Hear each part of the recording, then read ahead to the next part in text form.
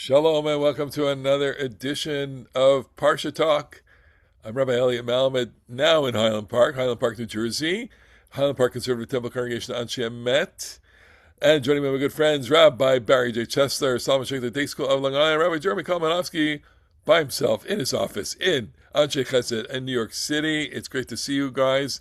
And we are recording this on the week before, the Monday before Shavuot. We have Shavuot coming Thursday night, which is commemorated by the Tikkun Leil Shavuot, an all-night Torah vigil study all night long, and a continually evolving ritual. I think it's become very popular the last several years. Um, uh, Jeremy, you have a big event in Manhattan at the JCC, right? And your synagogue. We have our Tikkun in my synagogue. Talk about that. What's going on in Manhattan? We're in our synagogue. We have a nice rooftop, and so weather permitting, as it usually is at this time of year, watch the sun go down over the Hudson River, and we have an early evening program. Um, it's pretty hard to have like a regular Yom Tov meal this way, but it's what we do for our programming. We have some short study and members present things. This year we're calling it accepting and wrestling with the commandments, picking three different commandments, and people are going to talk about them in their lives. And then lots and lots of people, thousands of people. It's a little less than it was at its height, but the all-night tikkun at the JCC in Manhattan, which is on 76th Street, we're on 100th Street, 76th Street, so it's a little bit of a walk, but not too much. People like to go, and they have a just a dazzling array of programs. Initially, they would have. They may still this year too. I don't know, but like David Broza played, and Machina played, and Rami Kleinstein played. Like, big Israeli stars came to play music, and so some of the stuff is like not Jewish Not law, observant, not but observant, and but Well, plenty not of it halachic, is but not it not is halal, observance. but lots of the local synagogue rabbis typically participate. I'll participate, and lots of other teachers and writers and Brett Stevens is often there, and John Podhoretz is often there, and it's a it's one big of the things deal. to make It's a sure that in ticket. the It's the Do you have to reserve a place or do you just come? no, you don't have to reserve, and it's certainly free, but you could if you don't get there early, you could find yourself waiting online. And then in the lobby, by the way, they have just like oodles of cheesecakes there. So Wow. Well, being someone who doesn't eat cheesecake, or not because I just in the vegan world, I'm just not eating dairy products. I'll have a lot of cashew, almond, coconut substitutes. Actually, You there's a do you lot. eat any cheesecake substitutes? I do, but they're so dense. They're just huge calories. So, but that's what it's all about. I make a great ice cream. I make a great, vegan ice cream. It's fantastic. So maybe You I'll look make like a vegan ice cream. it. I saw a spectacular shirt on a guy on the street the other day. Um, he says, I'm a social vegan. I avoid meat, meat." Well, I'm a non-evangelical one, which is I know it's crazy, and everybody eat what you want. At any rate, we want to talk about Matan Torah, about the receiving of the Torah. And I'm going to turn to my good colleague on Sheikh Chesed. You have a teaching that is, what would Yeah. be Ma'amar, a favorite teaching? What's the rabbinic Well, this expression? is a you know Margala de Pume? Margaret de Fume de Chazal. This is one of the more famous passages in rabbinic literature. And what I like about it is the teaching has some power in and of itself, but in its own subtle way, the Talmud, it embeds the teaching in a slightly larger frame, which ultimately comes out to say, "What? That's ridiculous." So the teaching is rather well known. I'll summarize, that Moses brings the people Vayityatzvu betachtit hahar, which semantically means they presented themselves at the foot of the mountain, but bitachtit hahar in that special kind of hyper literal way that the classical rabbis read the Torah, they camped beneath the mountain, literally beneath it.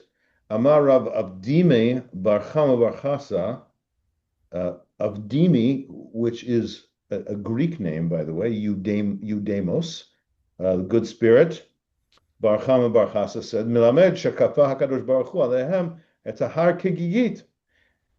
This tells you that the Blessed Holy One held the mountain over them like a barrel or some sort of cask. Amar lahem, imatem mekablim Torah mutav. If you accept the Torah, good for you. Ve'im lav, smush. And if you don't, sham tehei kiburatchem. Here will be your burial place. The power of this teaching in its own way is, first of all, it's a very clever reading of the word betachtit. It's also it's like the Torah is the fabric. It's kind of a natural law kind of image. The Torah is the fabric of existence, certainly of Jewish existence, and you just can't live without it. And so I want to give it to you, but if you don't choose the Torah, you choose death. It's like this overwhelming necessity of accepting the Torah. And so that's kind of the midrash, and people quote that part all the time. But what comes next, to me, is the real genius work, because the now goes on and says, Amar Rav Acha Bar Yaakov, Mikan Muda Araba Le'araita. Acha Bar Yaakov comes along and says, if that's the case, then that invalidates the contract. You cannot have a contract that is entered to under coercion. And so all of the stuff that came downstream of that, you can think about the entire sweep of biblical history. You have failed to keep the Torah. I am sending the Babylonians to you. I am sending the Sumerians to you. I'm going to send you into exile. I'm going to punish you, and I'm going to, all of those ways in which the prophets and the Tochecha and all the stuff that complains about Israel's failing to meet the covenant, it's really beside the point, because they never agreed of their own free will. The next voice in this little passage here, which comes from Tractate Shabbat, page Pechet Amud Aleph, 88a, Amar Rava comes along and says, Afal Pichein Hadur Kibluha Bimei Achashverosh. They later accepted it now in the days of Achashverosh. Dichtiv Kimu v'Kiblu HaYehudim. The Jews upheld and accepted the decree of Mordechai that they should celebrate Purim. Kimu, they now upheld Masha Kiblu Kfar. They now upheld what they had earlier accepted. So, what does this mean? The Jews at some later date, with full heart, not coerced, God didn't make them, they chose to re-enter the covenant. And when, of all times in biblical history, is it? It's in Achashverosh's time, the book that does not mention God's name, the book in which the powers of evil pretty much, threaten to overwhelm the powers of good. It's the place where where it's the book of Hester Panim, where God's presence is hidden. And that is the commitment to the Torah that really is decisive. And to me, that just speaks so amazingly about, in a post-Shoah world, in a post-October 7th world, and all the suffering that goes on in the world, 2 world wars and all kinds of poverty and everything that the Jewish people have gone through, and centuries upon centuries of exile. And it's in all of that suffering that you accept the Torah, and that's what makes it worthwhile. Not because in biblical history, Hashem showed up in all his glory and said, "You just have to." You just have to is just not. It's just not our world. You choose to, despite everything. Lamrot hakol, we choose to commit ourselves, and that really speaks to my religious life. It's a very compelling teaching, and of course, I use this. You hear this, maybe not so much in our world, but in the Orthodox world, it's a famous midrash, a famous. Oh, teaching. there's a famous comment by the Maharsha. Famous, right? Famous to what? I mean, I also like to use the word. We teach it often, so in a sense, it's a text that gets a lot of play, and for good reason. It just encapsulates the kinds of things that you were talking about, which I hear, in terms of voluntary association versus compelled association.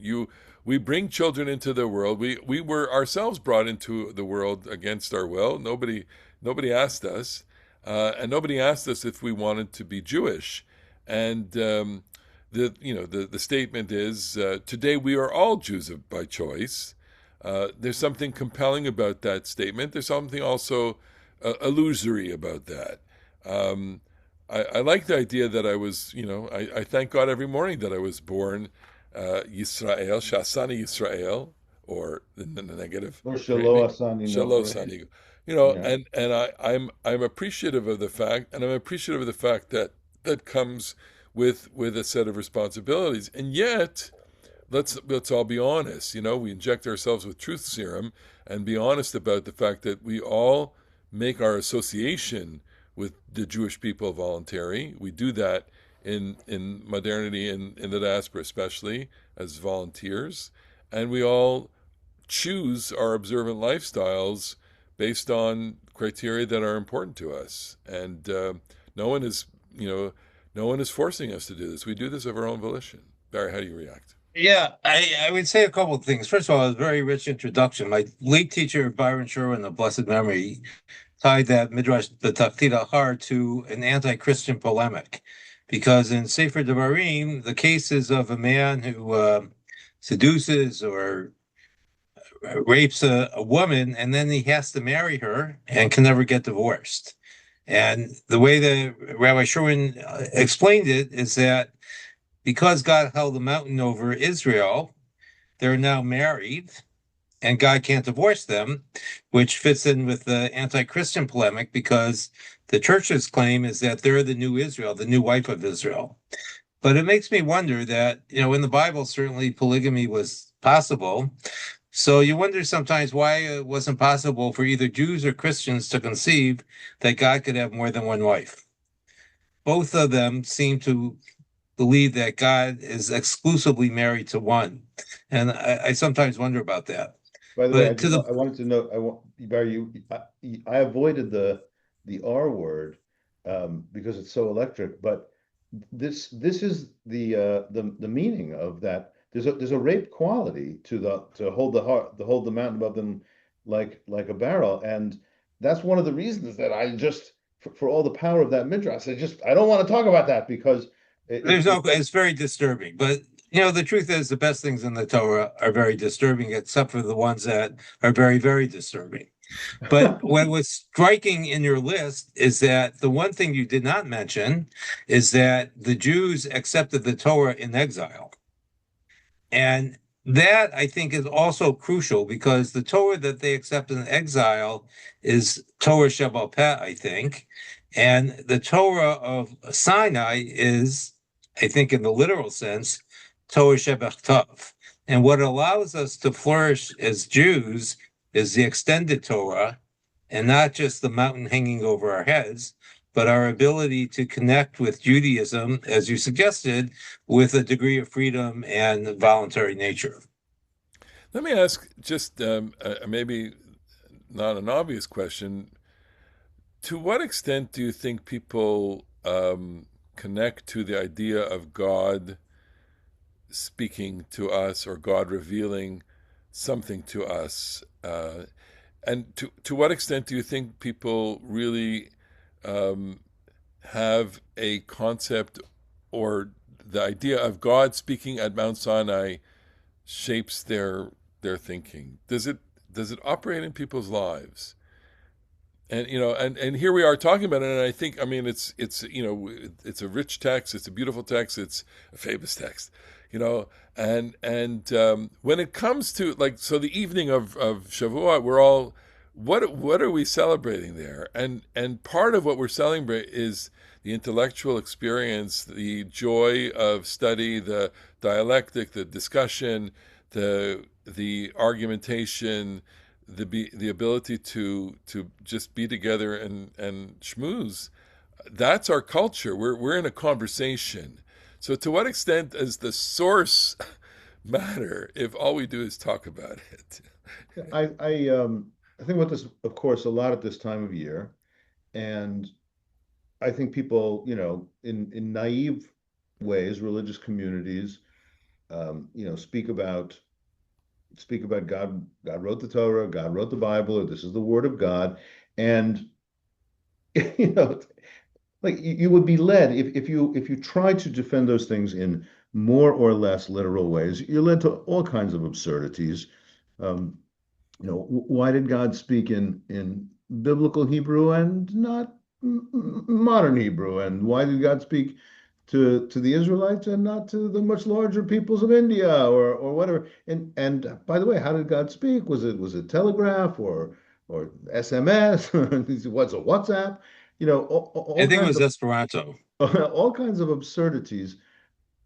And so that's even aside from the things that the three of us, and given our, university and seminary educations, know are historical problems posed by the text itself. But I also want to defend the idea that I kind of think religion needs, and this is why, by the way, my own preferred metaphors are Kabbalistic, because the Kabbalistic senses of revelation is not that God outside of the world spoke into the world and told you what to do. It's that the truth emerges from the divinity that inheres in the world, and that does include human mediators. But I have to say that I do think religion, at least the religion that we practice, needs some concept of revelation, something other than the way that you know. Like you have to know religious truths in a way that is not the same way that that Abraham Lincoln was the president of the Civil War and that 2 + 2 is 4, and you know those things in different ways. And I think there needs to be some level of a communication from a whole different realm, accessed perhaps by imagination, intuition, poetic sensibilities. But you know these things in a way that is not the same way that you know those other things. What's your metaphor then?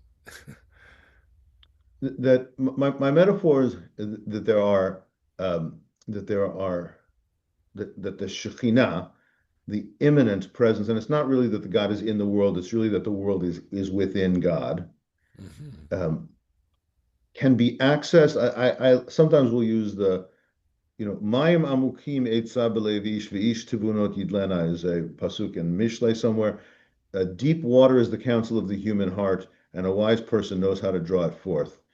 Like there are wells, deep, deep, deep wells. I like the idea of wells and deep, deep, deep wells, and things happen very occasionally in which we reach into the water that is otherwise not so accessible and bring it to the surface. Barry, do you have a So, metaphor, or you have a just well, what I undiscovered? would add is that, I think the metaphor for me on Shavuot is of marriage, and that the Torah is a ketubah. And you've both done many weddings before, and I don't know how much of the ketubah you read, but I imagine in your congregations, most of it is not understood by the people that you're reading it for. It's the prosaic part of a poetic service. And I think that it's necessary because we need something concrete to establish our responsibilities. But in the context of the wedding itself, I don't want to say it's meaningless, but it lacks powerful meaning. The mystery of love doesn't really have a lot to do with the ketubah, but the ketubah does have a lot to do with the marriage. And I think to Jeremy's point about how God speaks, that's a mystery. And it's not a mystery that we're going to penetrate. We can speculate, but there is no answer. But we all know when we're in love what that love means at the moment. And I think that that's really the way I see Judaism. It's kind of a love song between the people of Israel and God.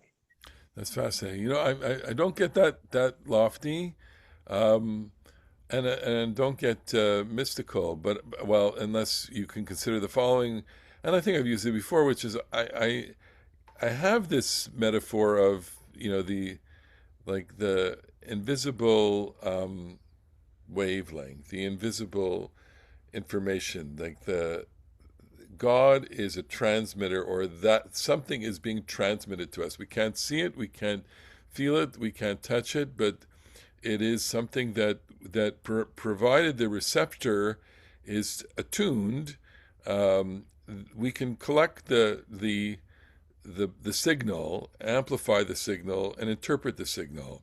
So there is a sacred transmission that is happening, and it's always happening, and that the goal of human and creativity and religious life is to be the receiver of this, and to be like the antenna dish, focus it and to translate it into meaningful code. And that's what Judaism has done metaphorically, which is that something was transmitted and something was heard. And it all relies on, I think, something that we just have, it's not a provable idea that God so wants to break through to us, that God Essentially. exists. God exists beyond everything that is real and the visible, reality outside of that, and is breaking through to this. And Moses understood it in his way, Isaiah understood it in his way, Rabbi Akiva understood it in his way, and transmitted, and the Baal Shem Tov and Rabbi Nachman and Abraham Joshua Heschel, all the way down. And Elliot Malamet. And Eli Malman, Jeremy Kowalski, Barry uh, Chesler. No, it's I think I I have to say, one time I heard a beautiful vort, which is, someone said we start the Amida Elohei Avraham Elohei Yitzchak Yaakov, and great, God of Isaac, God of Abraham, God of Isaac, God of Jacob, but in our when we kind of meditate, do we also say Elohei, whoever you put in there, well, Elohei, see, the God of, yeah. we're Yitzchak and Yaakov's, and I Elohei Abram Heschel, Elohim Solomon Schechter, Elohei, you know, so, but Solomon I just want to say about the transmitter thing. I mean, I think that's, first of all, I do think that that's, highly mystic. I mean, it's mystical, but it's, it is mystical It's a great because image.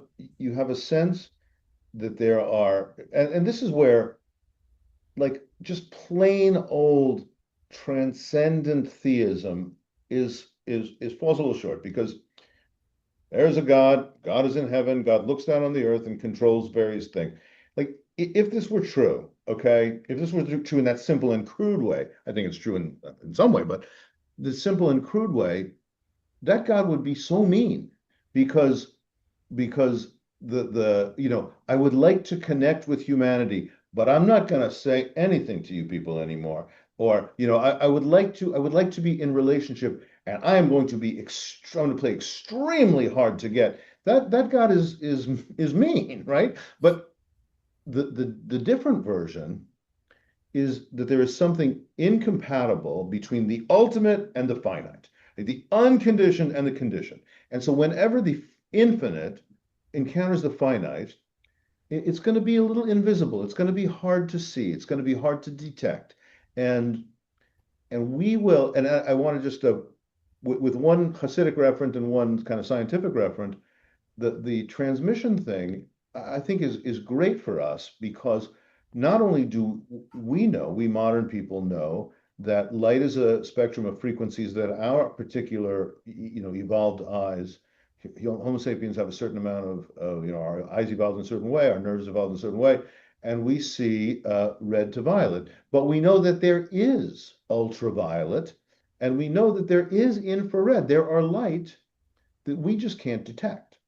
And so, if you want to say, and I think this would be a good religious metaphor, that the divine is putting out lots of messages, and certain of them we can grasp, and others of them we can't grasp.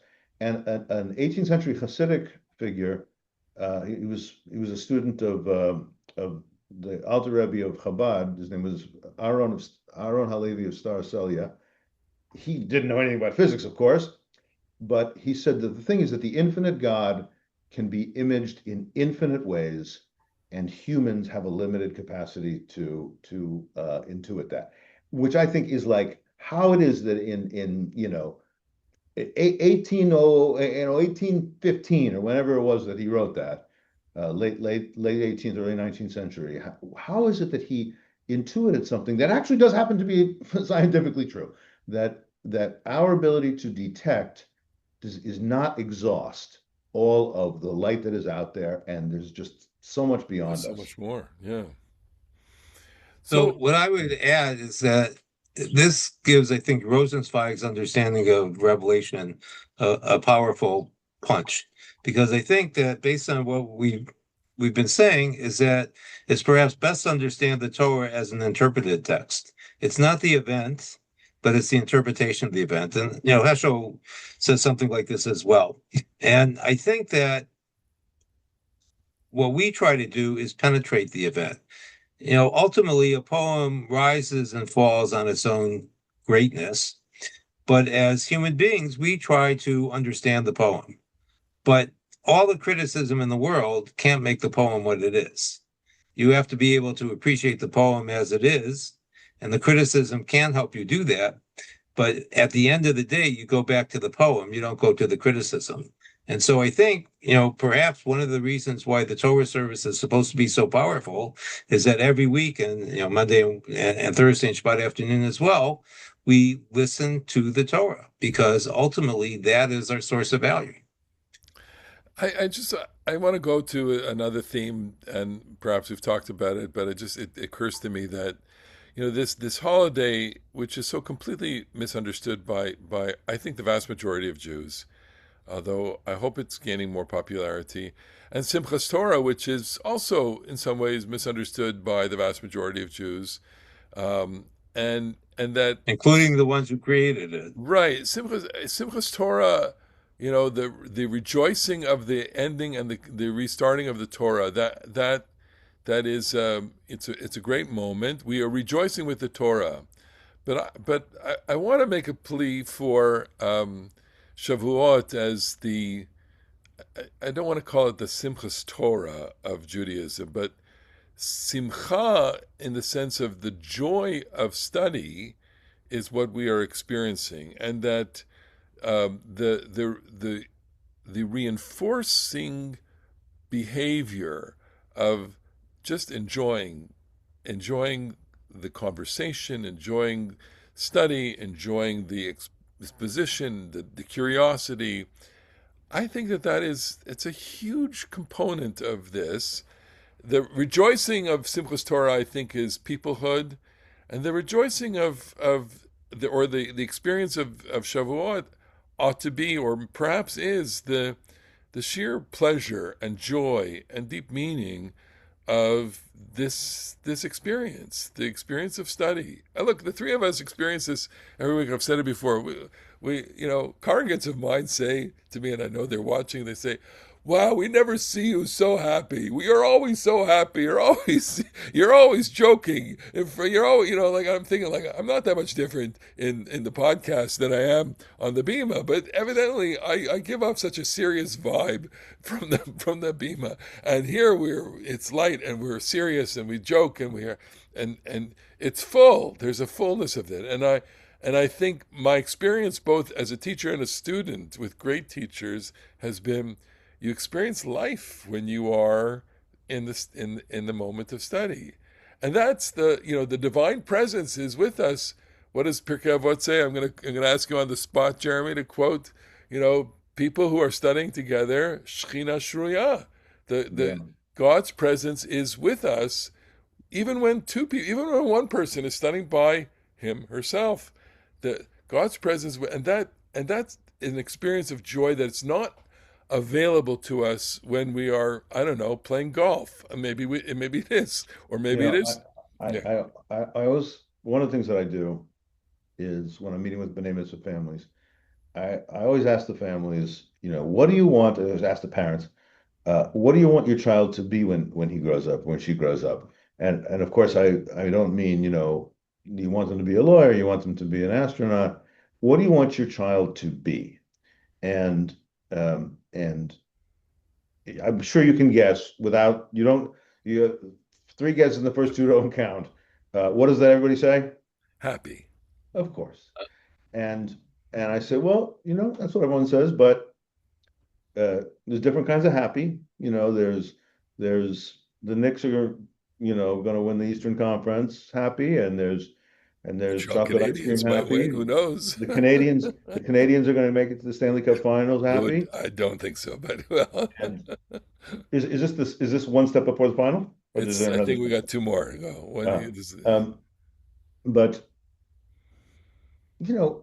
try to and it's not hard to do this, of course. The parents, it's an opportunity. It's really a great moment because the parents get to say something about, what they really value in life to their child. And and they talk about being Jewish, and they talk about being in relationships, and talk about, the individual child's good qualities and whatever. But when you participate in Judaism, and it's this culture of not just like, okay, kreplach are great, matzo balls are great, but it's not about those things. It's about finding meaning in life, and that's what it is that we're doing, and that's why there's the simcha shel Torah, the simcha shel mitzvah of studying, and the simcha of Torah is that you are like, this is a culture and a tradition, and here's how it's meaningful. I just think meaningful. that's I the think it's best. meaningful. Right. So what I would just add is that I think that there's a need that we all have on some level for a transcendent God, a God that is out of us. And I was struck by Jeremy mentioning the immanent God so much in Kabbalah. And perhaps the way to get to the transcendence is through the immanence. And when we see the Torah as a work of God, it allows us to get outside of ourselves, even if even if we're alone. And that could be quite powerful because I think loneliness comes from feeling that you're alone, and community comes feeling you're with someone else, even if that someone else is a being that you cannot touch and cannot see, but only dimly hear. It's so fascinating. I just, I know this is a good place to stop, but it occurs to me, I had this experience where I've been asking AI a lot of, questions, and it's been a kind of chavruta, and I always feel slightly nauseous when I'm doing that, although I get a lot of information.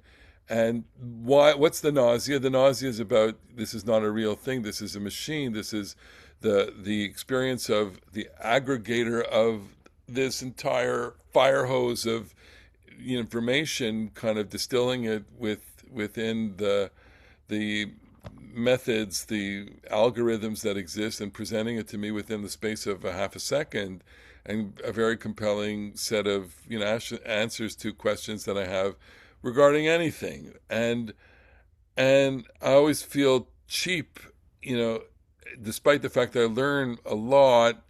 It opens me up to lots of different information. I feel, wow, this I can't keep going in that direction, or I have to bring that experience to real people. And that's the content of Torah. The content of Torah is relational, as you mentioned, both of you in your own way. It's relational to God and relational to other people. And we're in a kind of moment where that realness of human interaction is going to be more necessary and more powerful and more desired than anything else. We want real experiences, I think. Very well said. Very well Yeah. said. It's extremely, Well, yeah. extremely complicated. Well, with that, let's wish our three listeners and viewers. No, we know we have more. Barry alone has over 100 Yeah, on we had over the. 200, That's 200 amazing. hits this week. So thank you so much. It means so much to us. Thank you all. We hope and we wish that you have a beautiful Shavuot. It'll be a Shavuot of meaning, of searching, of great conversation, and ice cream, cheesecake, vegan if preferred. But just enjoy. Don't go overboard on the calories, but just enjoy it and make it sweet and make it beautiful. Shalom al Yisrael. Also, thank you all for Hey, listening. We'll see you soon on the next edition of Parsha Talk. Bye bye. Shabbat Shalom. Shabbat Shalom.